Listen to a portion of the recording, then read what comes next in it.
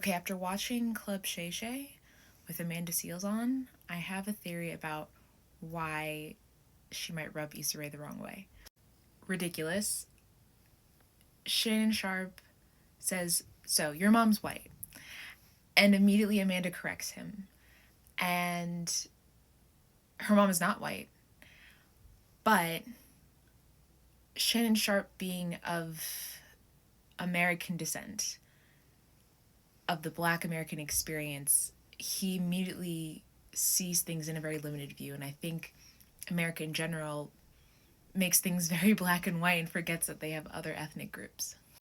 Amanda goes on to say, no, my mom is Black. She's a Black woman.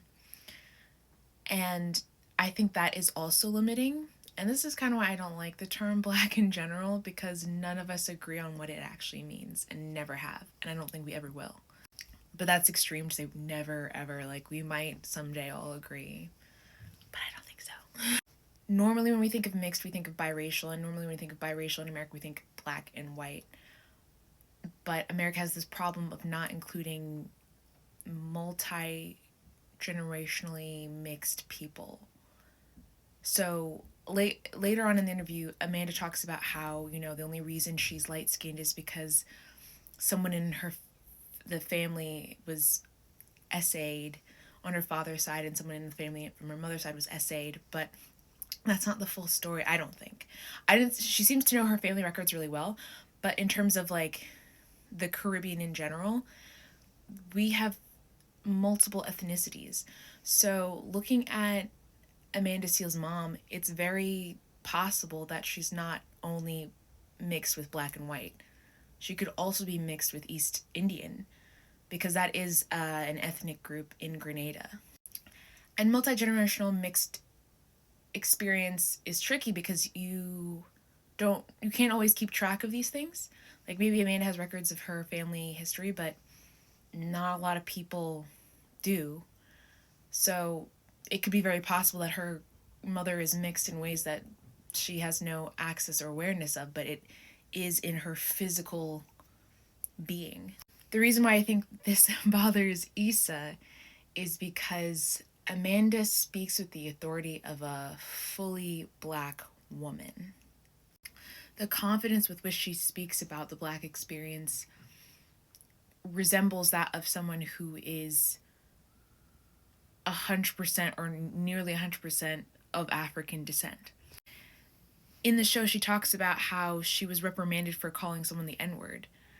People felt uncomfortable with her using the N-word, not because she's, out of touch with the culture, but because of the way she looks saying it. And I think it was really wonderful to hear her talk about her autism diagnosis.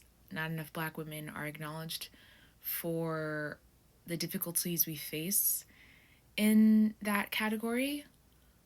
So it may be very possible that she is not she can feel it, but she can't fully comprehend the fact that it feels like overstepping. And this is coming back to why I don't like the use of the term Black, is Black in America means something different. Black in Grenada means something different. Black in Jamaica, Trinidad. So once you're so mixed with different ethnicities of different countries, by a certain point you just let me just pick one. And so a lot of people in the Caribbean, though they are mixed across the board, will say, I'm just Black. But that doesn't quite make sense in the context of Black America, who sees things in black and white. It just doesn't. For those of you who remember, Awkward Black Girl, Issa played the character Jay, whose arch nemesis was Nina, a light-skinned Black woman played by Tracy Oliver. And it was wonderful to hear the honesty of that, of a darker-skinned woman being like, yeah, like, F this hoe. And the actress, writer, artist that played that nemesis, light-skinned Black woman, understood her place. And the thing about that is Tracy played the role knowing what Issa meant, what Issa's experience was with light-skinned black women, black American women.